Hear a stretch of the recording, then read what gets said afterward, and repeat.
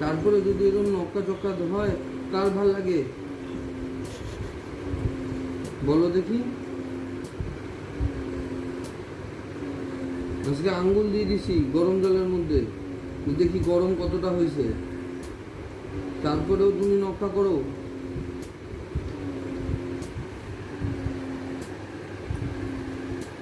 বাবা, গালে রেখে দেবা না।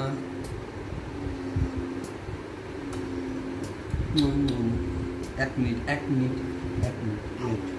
ওয়েট, আবার দুজন এই যে রাখতে হবে তো নাকি?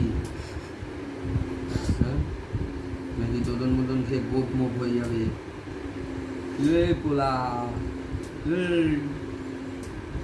খাইলি? বাবা খাও।